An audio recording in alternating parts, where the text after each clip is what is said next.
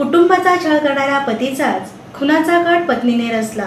पत्नीसह 3 आरोपींना अटक केली, अशी माहिती पोलीस सह आयुक्त सुनील रामानंद यांनी दिली. मुलीचे भाडेकरूसोबत प्रेमसंबंध असल्याच्या रागातून कुटुंबाचा छळ करणाऱ्या पतीचाच खुनाचा कट पत्नीने रचला. तसेच पतीवर खुनी हल्ला झाल्यानंतर दरोड्याचा बनाव करणाऱ्या पत्नीसह 3 अटक केल्याची माहिती पोलीस सह आयुक्त सुनील रामानंद आणि गुन्हे शाखेचे उपायुक्त PR पाटील यांनी दिली.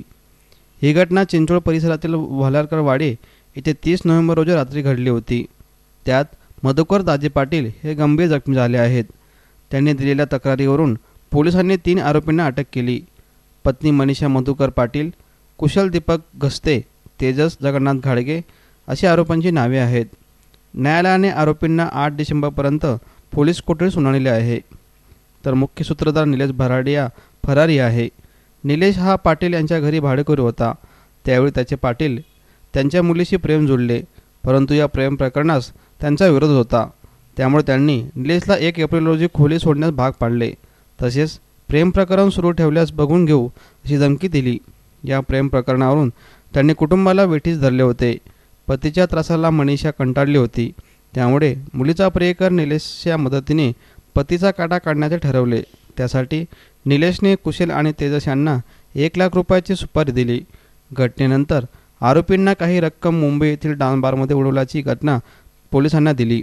घटनास्थळाची पाहणी केल्यानंतर पोलिसांना संशय आला. त्यानंतर सहाय्यक आयुक्त राजेंद्र जोशी, सतीश पाटील, मोहन विदाते यांच्या मार्गदर्शनाखाली देविदास भंडारी, नाशिर पटेल, संजय दळवी, अशोक आठवडे, किरण लांडगे, आशिफ पटेल, प्रतीक शितोडे यांच्यासह इतर कर्मचाऱ्यांनी आरोपींना अटक करण्यास मेहनत घेतली. ज्याच्यामध्ये घरामध्ये घुसून दरोडा आणि दरोडा करतेवेळी जबरी मारहाण आणि गंभीर स्वरूपाची दुखापत अशी हा रिपोर्ट आला होता. आणि अतिशय गंभीर स्वरूपाची घटना असल्यामुळे झोन 3चे उपायुक्त श्री तेली आणि क्राईम ब्रांचचे उपायुक्त श्री PR पाटील आणि त्यांच्या चमोनी याच्यामध्ये हा गुन्हा उघडकीस आणण्याकरिता, कारण अर्थातच हा सेन्सेशनल होता, खूप मेहनत घेतली, परिश्रम केले. आणि मला या ठिकाणी सांगण्यास आनंद होतो की हा गुन्हा उघडकीस आलेला असून 3 आरोपितांना आत्तापर्यंत अटक करण्यात आलेला आहे. याच्यामध्ये जे समोर आलेलं आहे ते थोडंसं आगळंवेगळं झालेलं आहे की जिथे एकीकडे दरोडा रिपोर्ट करण्यात आला होता, तर या ठिकाणी घरातल्याच काही लोकांनी मारण्याची, त्या घरातील कर्त्याधर्त्या किंवा त्या मेल इसमाला मारण्याची सुपारी दिली होती. आणि अशी वेगळीच घटना समोर येत आहे.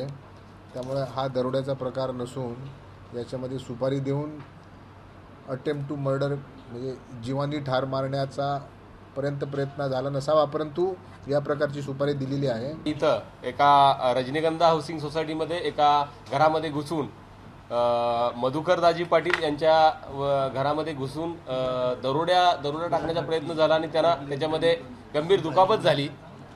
याच्यावरून दरोड्याचा गुन्हा चिंचवड पोलीस स्टेशनला CR नंबर 309/2015 याप्रमाणे दाखल झाला. आणि त्या अनुषंगाने घटनास्थळी झोन 3चे DCP क्राईम हे तातडीनं पोहोचले, पोलीस स्टाफ तातडीनं पोहोचला आणि दरोड्याचा गुन्हा सिटीमध्ये घडला म्हटल्यानंतर शहराचे जॉईंट CP आदरणीय रामानंद सर यांनी सगळ्यांना अत्यंत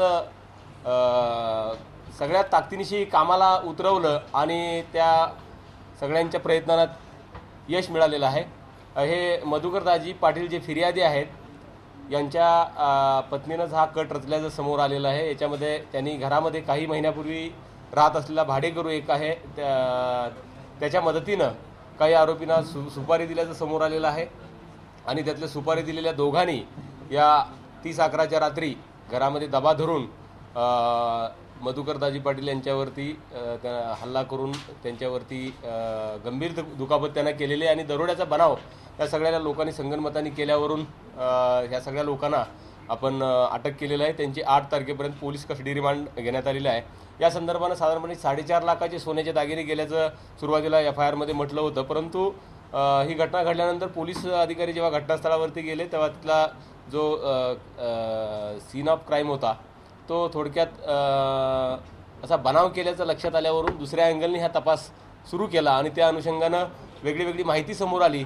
झोन 3चे उपायुक्त त्यानंतर क्राईम ब्रँचच्या टीम्स विशेष करून दरोडा पथकाचे PI पिंगळे आणि युनिट 4चे लक्ष्मण बोराटे PI यांनी आपल्या टीम्स कामाला लावल्या आणि त्याच्यातून तातडीनं 2 आरोपींना अटक केली आणि त्यांच्याकडून हा सगळा गुन्हा उघडकीला आल्यानंतर त्यांनी सांगितलं की फिर्यादीच्या पत्नीने त्यांना या संदर्भात प्लॅन करण्यास सांगून सुपारी दिली होती।